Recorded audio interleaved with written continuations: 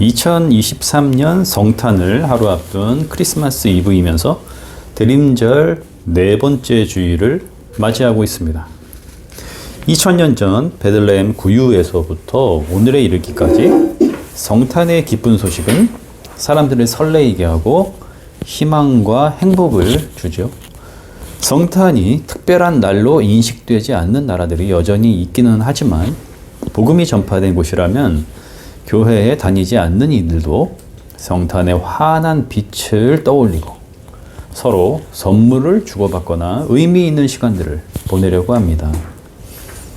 대림절기의 네 번째 초가 불을 밝히고 이제 남은 중심에 있는 성탄의 초에 집중하고 있는 오늘, 우리는 빛으로 오시는 하나님의 아들 예수 그리스도를 맞이할 소망을 가슴에 품고 온 백성에게 미칠 큰 기쁨의 소식이라 전하고 있는 천사의 메시지에 귀를 기울여야 합니다.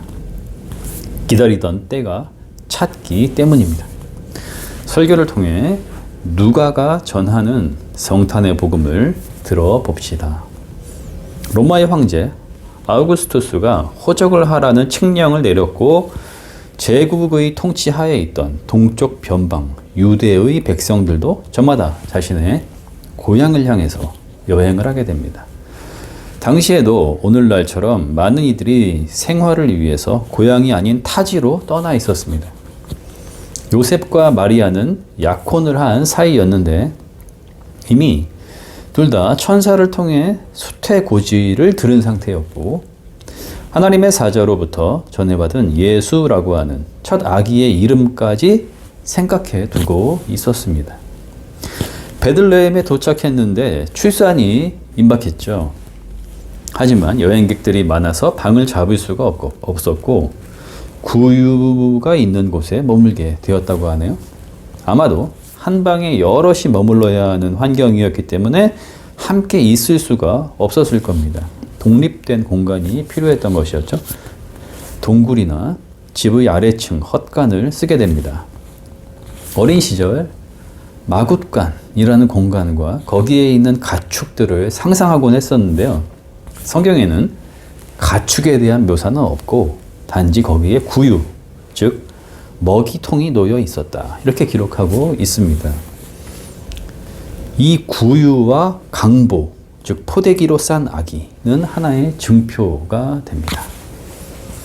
그 밤 천사가 인근의 들판에서 양을 치던 목자들에게 나타났고 주님의 영광의 빛이 그들을 두루 비추었다고 합니다.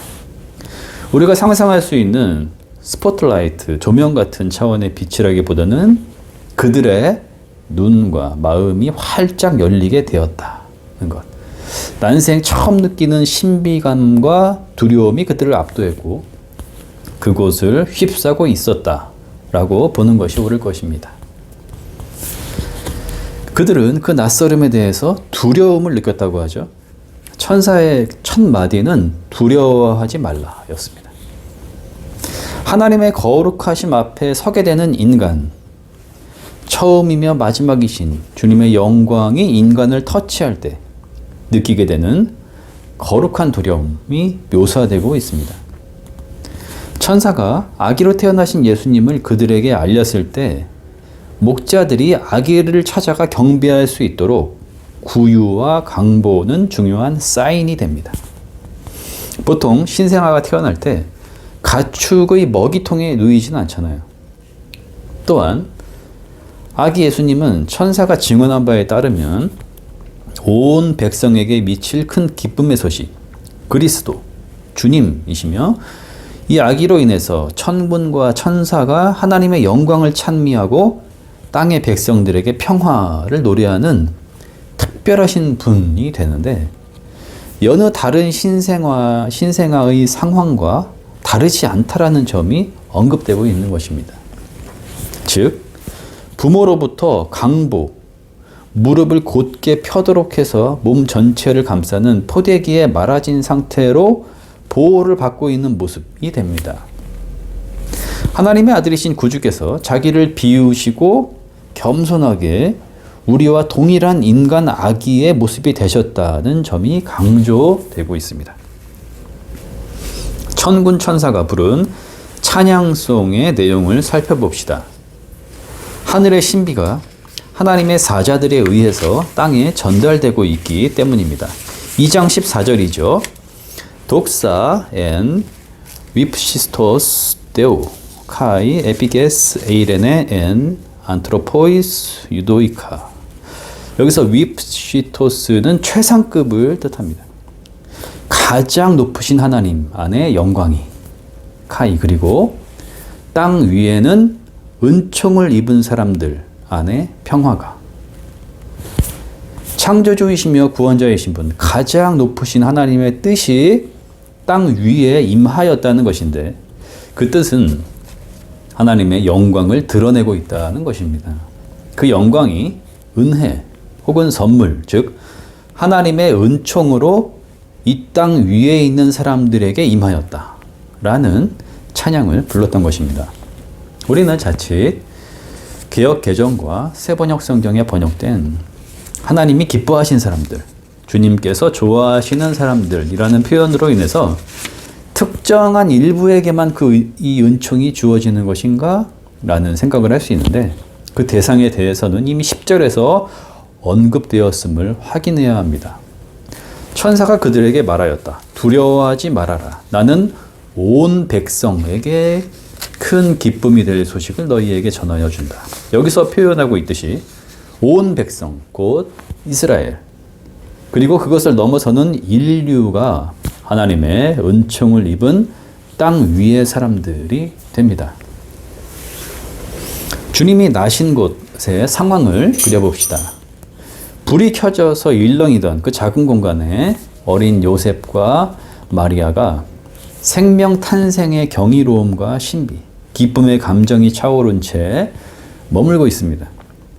안정을 찾은 마리아와 허드렛 일을 하느라 분주한 요셉, 아마도 산파가 거기에 있었을지 모르겠네요.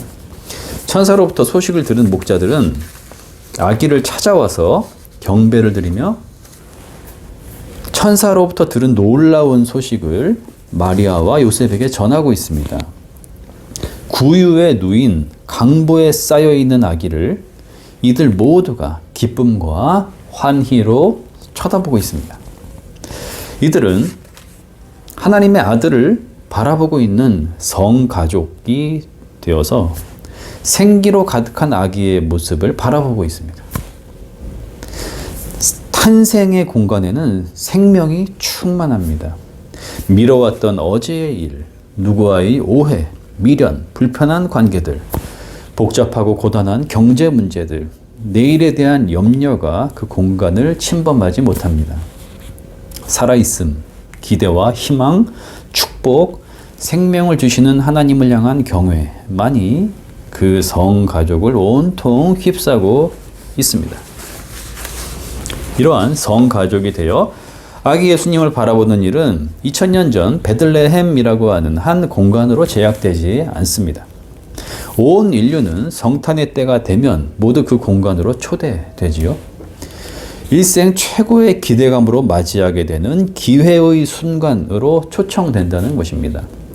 이것이 성탄의 신비입니다. 모든 인간은 그 순간 새롭게 시작할 수 있습니다. 우리는 모두 생기가 넘치시는 분, 생명으로 가득 차신 그분, 우리의 마음을 활짝 여시고 우리의 삶을 살아있음으로 채워주시는 하나님의 아들을 바라볼 수 있습니다. 인간이 태어나신 아기를 통해 자신을 새롭게 바라보게 되는 것이 아니라 하나님의 아들이 인간을 향하시고 바라보는 이들마다 생명으로 충만하게 해주시는 것입니다. 하나님이 생명의 근원이시기 때문입니다. 모든 인간은 강보에 쌓여 누이신 한 아기 예수 그리스도를 통해 연결되어 있습니다. 그분은 우리와 같이 자라나시고 하나님 안에서 기쁨을 누리시며 십자가의 길을 가시는 주님이십니다. 죽으시고 장사되셨지만 사흘 만에 부활하시어 하나님 우편에 앉아 계시다가 다시 오실 우리의 주님이십니다. 아기 예수님은 이처럼 모든 인간을 향하신 구원, 부활절의 기쁨을 이미 간직하신 상태로 성탄의 밤 우리에게 오셨습니다.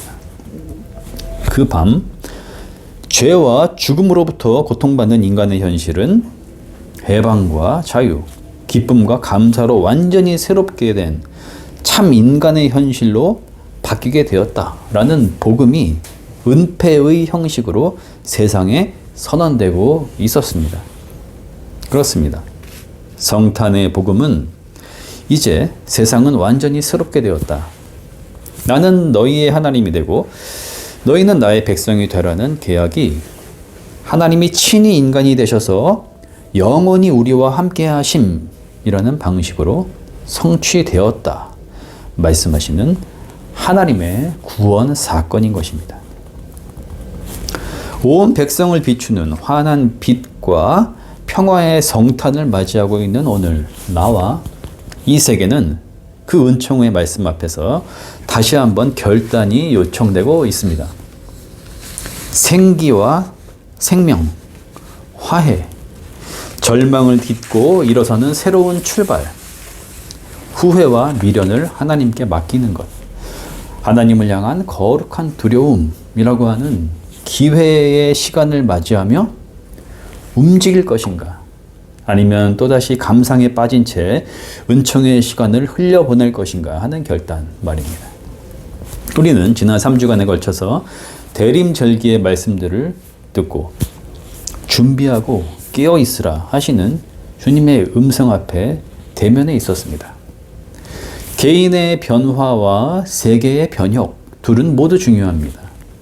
먹고 사는 일이 중요하고 인생의 재미를 찾는 것도 중요하지만 자칫 일상의 과몰입과 자기 집중으로 인해서 우리를 생명으로 새롭게 하시는 아기 예수님의 구유를 찾으려고 하지 않고 영광의 빛이신 주님을 바라볼 엄두조차 내지 못한다면, 성가족이 되는 일에 무관심하다면, 그것보다 더 중요한 일이 얼마나 많은데 라고 무시해 버린다면 전적으로 새롭게 하시는 하나님의 놀라우신 은총을 값싼 은혜로 밀어내고 있는 것이니 이 얼마나 안타까운 일이겠습니까? 세상은 아기 예수님을 통해 구원이 선포되고 하나님의 영광이 땅 위에 평화로 임하였다라는 이 사실에 큰 의미를 두지 않는 것 같습니다. 전쟁은 여전히 진행 중이고 무자비함과 폭력은 하나님의 평화를 간단하게 무시하고 있는 것 같습니다. 이스라엘이 가자 지구 민간인들에게 보이는 강경한 모습과 폭력들은 하나님의 이스라엘을 향하신 사랑을 알고 있는 이 시대의 기독교인들에게도 큰 충격과 슬픔을 주고 있습니다. 현대 세계는 인간 스스로가 과학과 인공지능, 미래에 대한 안정과 복지망을 확장하는 것으로서 구원을 성취할 수 있다고 믿는 것 같습니다. 하지만 그 구원은 눈으로 볼 수 있는 현상, 예측 가능하다고 믿는 유한한 이 세계에 한정될 뿐입니다. 알파와 오메가, 창조와 종말의 주체이신 하나님, 만물을 살아있게 하시는 생명의 근원이신 하나님, 내일이 오늘이 되게 하심으로써 현재를 가능케 하시는 실제의 능력이신 하나님 앞에서 인간은 구원을 만들어내거나 정의할 수 있는 존재가 아니라 피조물, 즉 하나님이 베푸시는 구원의 은혜를 받아 누리는 존재일 뿐입니다. 성탄에 오신 아기 예수님의 삶, 십자가와 부활, 재림과 생명 완성에 대해서 현대인들은 하나의 종교 현상으로 정의해 버리려고 하고, 여기에 익숙해진 일부 교인들 중에서도 이 진리를 세계와 존재의 중심으로 받아들이려고 하는 것이 아니라 세상의 작동 방식과 기독교 교리를 분리해서 상황에 따라 취사 선택하려고 하는 것 같아요. 하지만 성경은 하나님의 오래 참으심에 대해서 언급하고 있습니다. 하나님이 무기력하셔서 혹은 무관심하셔서가 아닙니다.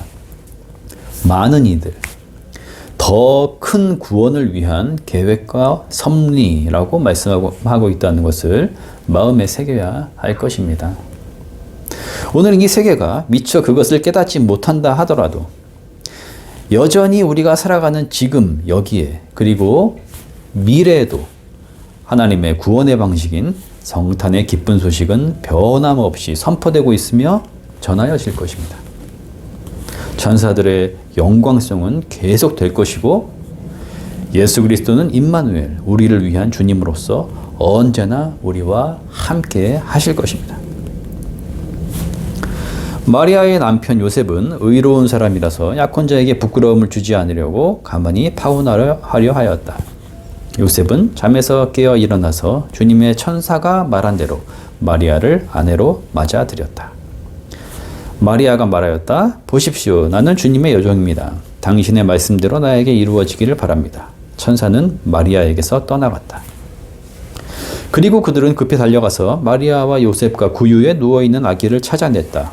목자들은 자기들이 듣고 본 모든 일이 자기들에게 일러주신 그대로임을 알고 돌아가면서 하나님께 영광을 돌리며 그를 찬미하였다.